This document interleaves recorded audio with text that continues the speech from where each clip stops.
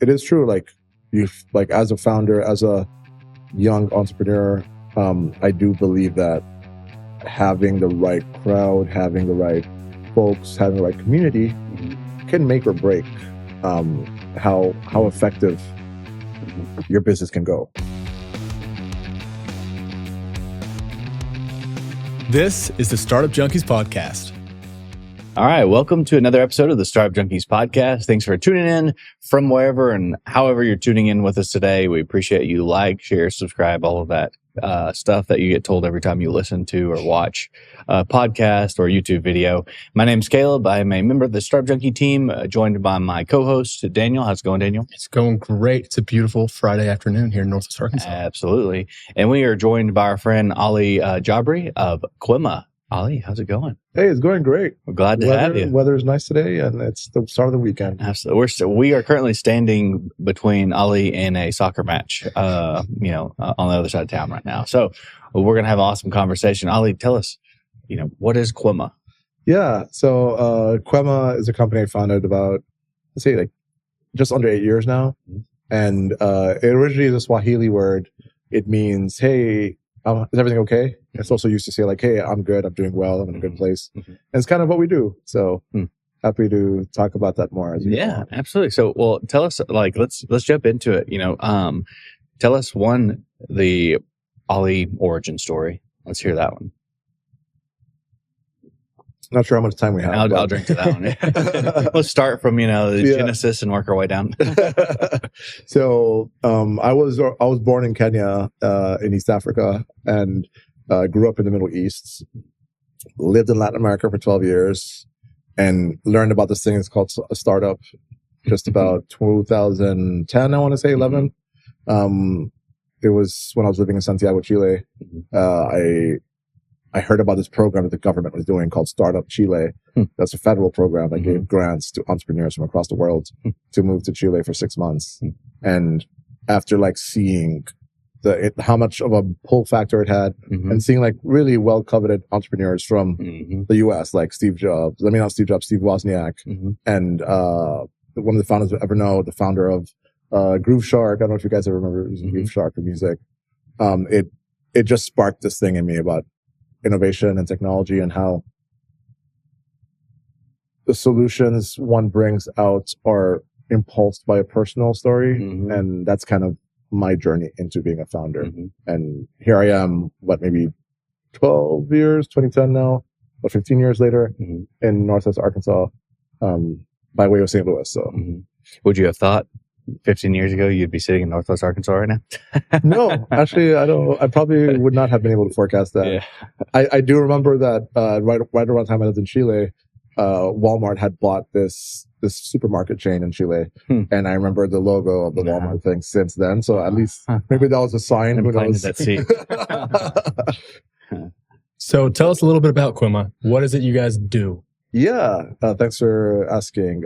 So very simple. We are keeping people safe. And how do we do that is really where the innovation takes place. Most people today wear a badge holder or a badge reel. They're retractable, where you attach your card to, and you can wear it in different ways. But the whole idea is that it's something that's simple, that you have on you, and you just attach your card to it, and it's very simple to wear. I don't have to remember to wear it.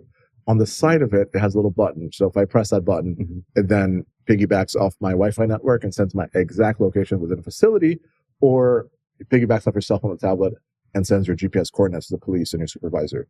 So this kind of spurred as a use case within healthcare and other industries, just because of how much workplace violence has deteriorated in the US, right? It's really become a big issue.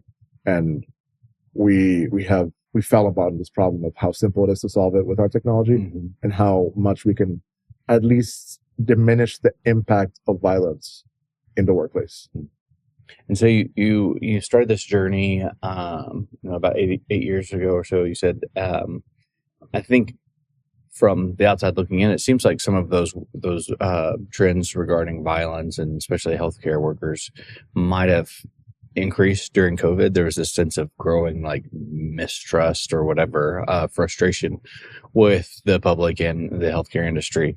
How does that kind of impacted or shaped or even just kind of accelerated that use case, that need? Yeah, to be honest, it's not just increase of violence, it's also increase of transparency of violence, right? It's become more evident. There's more recordings, people on social media. Yeah. Like really, it just became so much more undeniably evident that violence has increased and violence exists in the worst forms, right? And that's really what changed in the last few years, like since, and obviously COVID accelerated that violence too, in healthcare specifically, but across the bat, like violence has been an issue there's some reports I've read since like 2004 that the 10-year reports of violence. Wow. So 2004 from 1994, right? 2000, so like, yeah. So who are you selling this thing to? Are you selling it to individuals, selling it to hospitals? What does that look like? Yeah, so we partner with organizations. So it doesn't necessarily have to be a hospital. Hospitals obviously is where we're getting a lot of traction because of how big of a problem this is. But we work with corporations, nonprofits, social work organizations, universities, you name it. There's a lot of different industries that face this violent issue. And we partner with all of them to keep their staff safe, whether it be at the executive level, at the mid-management level, at, the frontline worker level.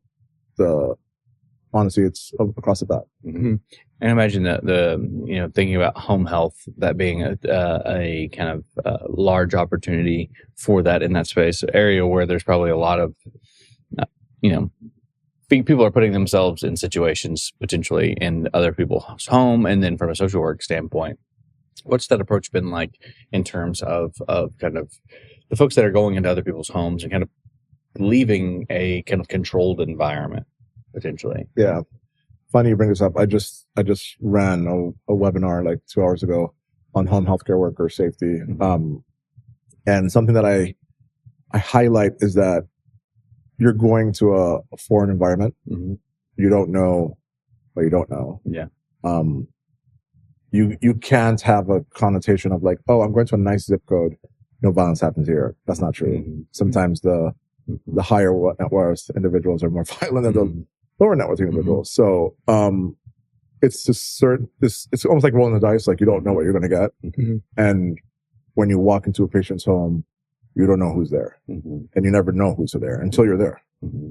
So that could be as simple as a pet that's aggressive to a family member that's aggressive or a violent partner. Who knows, right? So we do a lot of additional kind of de-escalation training that is part of our service to the partners we work with that go into patients' homes, because there's some basic rules, like when you walk into a house, make sure you have a straight line of sight to the door. Make sure there's nothing between you and the door. If somebody invites you to a house and say, "Hey, come in after you," be like, "Oh no, I'll follow you if you don't mind. I'll be right behind you." Right? Don't give your back. Like, first, get comfortable first, know your way around, and then these are very basic measures that you could do that could help you separate yourself from the violence. And so it's important to couple that with just a general knowledge and general kind of a baseline of training associated with that too. Yeah, like situational awareness is really important. Yeah. And speaking of training, I mean, the smart patch reel, it doesn't require any training. It's just a button, right? It doesn't require any charging. Was this ease of use technology implemented from the start, or was it kind of evolved as you've just evolved as a company? That's a great question. So actually this is why we've been doing this for so long too, right? It's not like we started off with the smart badge drill. Nobody's a genius. Well, maybe I'll speak for myself. I'm not a genius from day one.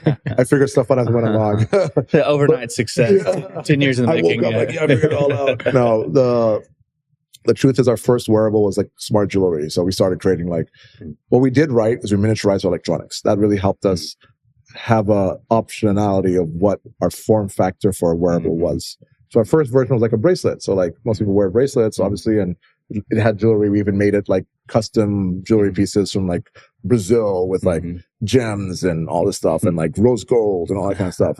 So our first version I think we had like 10 SKUs of like different jewelry colors, like rhodium, gold, silver.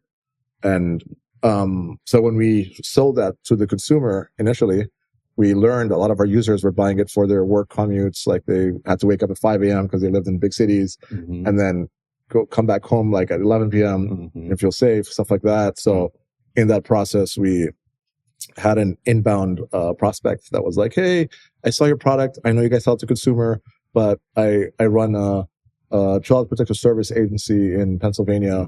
I'd love to buy this for like 200 of our workers. Can you give us a demo?" I was like, "Sure. When? Can you do that now? Like today? Like in an hour?" I was like, "What? Yeah, sure. I'll be there." So I head up to the demo, and a month later they gave us a PO. Wow. So I was like, "Wow, maybe we should do this," because they had the police backing them. So none of that about this press, the police would show up. So that was the first use case. And in that scenario, I think 95% of that workforce were women. So I guess the jewelry piece kind of made sense to a certain degree. Still, everybody has their own taste, so maybe not so much, but it worked. And in that process, one of our other prospects was like, "Hey, we have 5,000 people at any time in this building, but I don't see us giving jewelry to our employees, and I don't see them wearing it nonetheless, even if we did. So thanks for no thanks." And that's when I noticed, because they didn't believe that they'd be able to adopt it, right? And then I saw the badge, and then I saw the badge real, and I was like, "What if we made the badge real smart?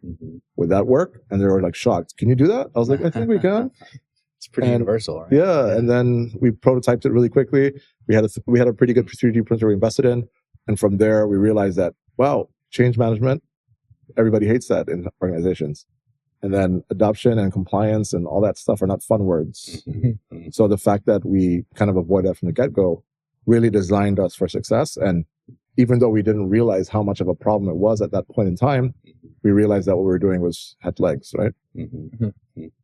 And going back to kind of the personal preferences and things with the jewelry, with the reel, I imagine there are probably some preferences there too. What does that line of sight look like? Looking into the future for potential licensing and things like that, if they wanted their favorite team or their color, or whatever on that badge. Yeah, I'm pretty sure there's a play there. We have been always like going around with this. Like I'll give an example. There's one hospital system that we're working with in Florida, and they have like 10 variation of the stickers and different colors, and it's like, "I love my patients," or like "nurses first" and stuff like that. And they actually use that without our smart reels. Like they have that on their actual reels today.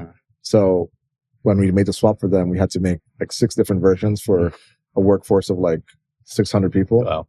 So it's like almost like 100 versions of pop. Yeah. But it was still fun because like we believe in customization, and we believe in ownership, and like having that sense of ownership. Now the rights thing is a different story, right? Yeah. Like we'd have to partner. Ball of wax there. We'd have to partner with like the organizations for branding like that. But if we could just do things that are more, specific or creative that we create for nurses or nurse advocacy or different groups, we can do that pretty easily. Give them a little choice. Well, given that you're in Northwest Arkansas right now, we can go down south to Fayetteville and kind of, go to the University of Arkansas, get the Arkansas Razorback logo, get that worked out. Get that maroon color going. Yeah. Are you an entrepreneur or an aspiring entrepreneur looking to get plugged into the ecosystem? We host a ton of events designed for education, inspiration, and collaboration, from weekly meetups to quarterly events like pitch competitions and annual events like our marquee event, the Startup Crawl, which is the largest startup party in Arkansas. Check out our event page on our website, sign up, and we'll see you there.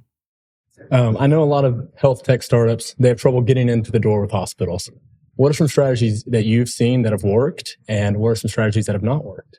Yeah. Honestly, there's no right answer for that.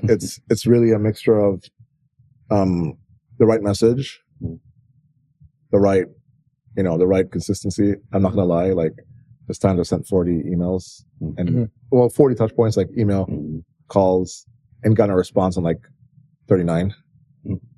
Right. Yeah. And they're like, "Hey, thank you so much for your persistence. I'm so sorry I haven't responded before. I'm actually really interested in this. I just never got around to like reaching out to you. Does next week work? Okay, are you close? Do you want to come down to my office and I'll show you our operation?" So like after 39 touch points, imagine. Yeah. So like I wouldn't say there's a right answer once again, but definitely the lowest commitment is the way to go. Like, hey, would you be open for a short discussion? Right. Like make it the more specific and the more low commitment you make, the better it goes. At the same time, you just sometimes won't be able to beat the politics, right? If you don't come referred, some people are just like, "Nope, not interested." So it's a mix of a lot of things, but be out there is probably my best advice to any health tech startup. Like go to conferences where your ideal partner goes, and be everywhere. Yeah. Like I got called a walking booth at one of these conferences. They're like, this guy over here, he's a walking booth. Like that. It's like, It's a compliment. Yeah, like, you don't need a booth, he's a walking booth right here.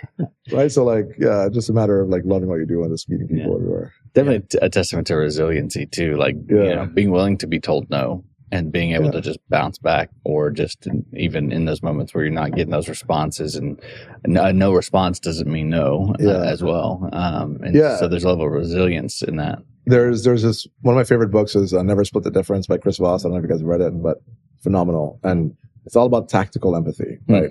So I literally live by that. And I think it's part of my culture too, right? Like I'm originally from Kenya, and, you know, we have good sportsmanship in every way. Like, I'll give an example. Like, you could go and buy, I don't know, coconut from a vendor on the street, and there could be two types of customers. There could be a customer who goes there and it's like, how much is a coconut? Oh, it's $10. All right, here's $10. Give me a coconut. Screw you, bye, right? Or you could be the person where you're like, hey, how's it going? What's a coconut? $10? Come on, bro. I'm your brother. $8, man. Come on, $8. And you just joke with them, and they'll like you more because you, even though you're paying them less, you have that good sportsmanship culture. So like, that is like business 101. Like, just have that, you know, relatability, have the tactical empathy, treat someone like a human. Yeah. The rest falls in place. It's not all just transactional. Exactly. I know this isn't the first time I've asked you this question, but it's the first time our audience might have heard it. What does your sales team look like? Yeah. So we've been growing quite a bit. We have an internal team. We're still in the single digits, but we rely heavily on our partners. So we have a pretty big partnership kind of work, let's say partnership team that's extended. So through them, there are ecosystem partners that provide like Wi-Fi networks, and one of them is called Juniper Networks, and we're really close with them. I even made a post on Valentine's Day about our love for each other. But no, they've been such a great partner for us, and I've had the opportunity to speak on stage with our CTO, who's like one of the original inventors of the Wi-Fi, the wireless controller, right? He owns like 50 patents in Wi-Fi and wireless. So like, it's pretty cool to have that kind of access.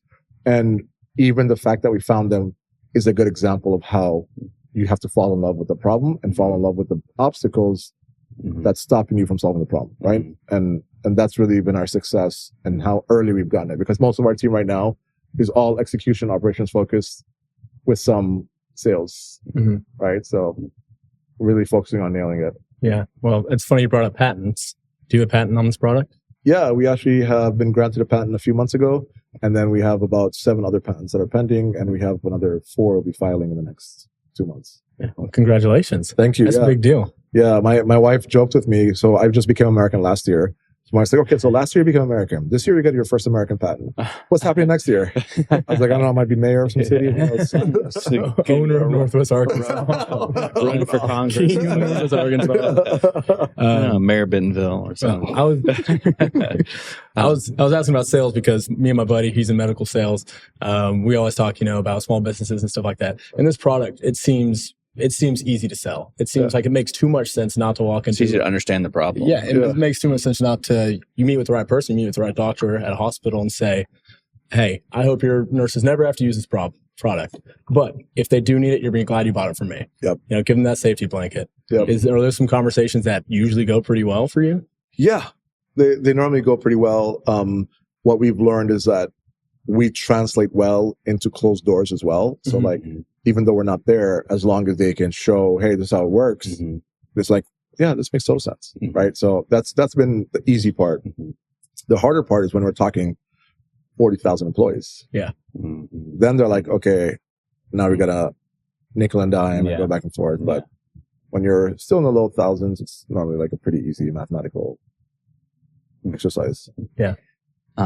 And so just for context for our audience, you were here. We met originally at the NWA Tech Summit last year. Yeah. I thought you were a Northwest Arkansas local at when you came back for kickoff day. I was like, oh, I know this guy. It's just from having that interaction previously. So you're here from St. Louis, by way of St. Louis, participating in the Fuel Accelerator program. Tell us a little bit about the experience, thus far, and how the program's been, and just your experience in Northwest Arkansas or in Arkansas in general. Yeah, honestly, it's been pretty great. The Fuel program has been amazing for us. Like, we've really felt welcomed to the community and felt like not just welcome, but actual is actual throughput and follow up and conductivity. Use that word a lot, I know, but it is true. Like as a founder, as a young entrepreneur, I do believe that having the right crowd, having the right folks, having the right community can make or break how effective your business can go, right? So just the ingredients of timing, I guess, of people who are willing to roll up their sleeves and be supportive. All those things matter quite a bit, and I managed to experience that in my. I didn't spend the whole 10 weeks here. I think I spent like 9 weeks here or 8.5 weeks. The 8.5 weeks I've been here, like I've really hit the ground running. And I've managed to really see that I put into this community, I get it back, and that doesn't happen everywhere, right? Sometimes you put yourself into the community and you don't get as much back. And in this scenario, I definitely feel like it was equal. Yeah, definitely got a sense from most anybody that comes in through the program or other entrepreneurs that come through, other Startup Junkie programs. You always get what you put into something of this nature. And to your point, that was a great, perspective to hear that you kind of get what you put in, because that's how I always view this ecosystem in general. But it's always good to hear that. Also, another fun fact, which I'll throw in there is, I don't know if I'm accurate with my numbers, but I probably met like 80 to 100 people since I've been here in the last nine weeks, which is quite a bit of people, right? Some of them are like 2-minute interactions, so mind you, but that's 10% of the state population. But what blew my mind is that I want to say at least 30, maybe 25 have been to Kenya, really, or lived in Kenya. Wow. And they notice it because I wear my bracelet all the time. And they're just like, I'm just like, I don't know, buying coffee somewhere. Like, are you from Kenya? I was like, yeah. Oh my God, I love Kenya. And they're like, going on, like, today I met a security leader of one of the hospitals in town, and he was like, oh, so you were the military, you've been in just so many different countries. What were some of your favorite countries? Oh, I spent a year in Kenya, I loved it there. And I was like, really? I'm from Kenya. He's like, what? You are? So like, it's awesome. And and like, it's that means something to me, right? Like, it's like the ground is calling me. Yeah. It's like kind of an unexpected thing to probably imagine in Arkansas in general. But, that's awesome. Well, maybe I'll help run like a sister city program or something. Yeah, that'd be awesome. We'll support that. Get my vote. So you've been all around the world. Are you going to stay in St. Louis? The verdict is out. We don't know. We'll see. I think, like I'm Midwest for sure. There's a lot of good things happening here. So I feel like I'm really close, but just a matter of time, put him in the hot effort. seat. Yeah. Time, effort, a little TLC, and we'll figure it out. We're calling you next AEDC. I got you on speed dial. Ali, what would you say still keeps you up at night? Honestly, I feel that we're going to get to a stage where there'll be so many more customers to service than we can. And I feel that there's going to be a need, like what I'm always doing as a operator and owner and I guess executor is making sure we're more ready than we should be. And that's been really my like North Star with my team. I'm like, there's certain departments that should be way more ahead than we have to be today. Like our obviously software and IT department. Our manufacturing is solid. We have our operations in Florida and California where we manufacture, assemble, and ship anywhere in the US. So no issues with the tariffs. And I push a button, we can make 100,000 units and deliver 5,000 to 10,000 units a week. Right. So like we have that capacity. So I make sure we're at the stage where we can service the right customer at the right time and be ahead of the curve. So I would say that's my biggest concern is that, because what would really grind my gears is that we get a customer that wants 100,000 units in the next 3 months and we can't deliver. Like that would drive me crazy, because I'm like, we should be ready for that in every capacity, from a rollout, human effort standpoint to a software to a hardware standpoint. Well, you've said you've been around in this company for 8 years. Yeah. What do the next 5 years look like? Sounds like a future Ali problem, to be honest. Cross that bridge when you get to it. But honestly, I don't know. I feel like we would have multi-industry dominance. I do see us going overseas to like the UK, Canada, Mexico, potentially, and just exploring some of the external world. But really the US is our core focus and market because fortunately we do have a pretty big work-life balance issue here. That's multi-industry, and there's just so much one can do and focus on and do well. So that's one of my key motto is like, you got to do it well. I'd rather not do it than do it badly. Yeah. One of the ways we like to quote unquote land the plane with the podcast is invite our guests to hop in their time machine, go back in time, whether that be 8 to 10 years ago, or even further back, maybe back when you were in Chile or wherever else. What advice would you give? We were talking about future Ali, young version.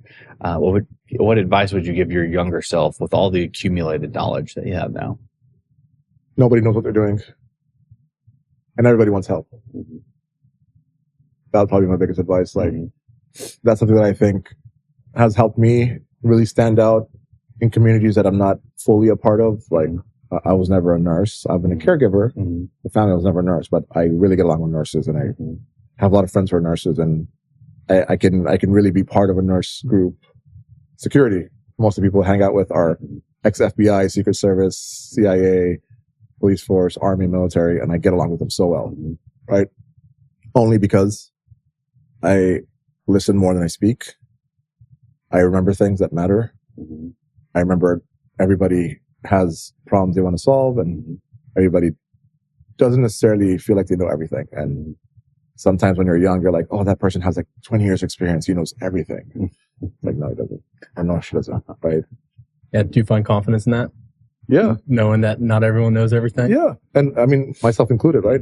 I know what I do and I know what I don't know. So I talk to my team. I'm like, hey, look, you're going to figure this out. You're going to teach me what we're doing. Because don't come to me and be like, hey, how do I do this? I'm like, you're going to be the expert in this. You're going to figure it out, and you're going to keep going, and you're going to know you're not going to know a lot of things, and that's fine.